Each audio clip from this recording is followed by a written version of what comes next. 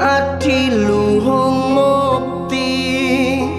mendak lembah mana laku pramesti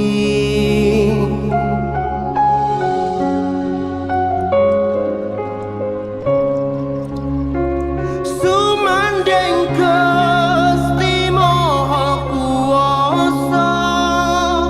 urip berbudi pawalaksana langguk langak suraksa pranala ninggil kumau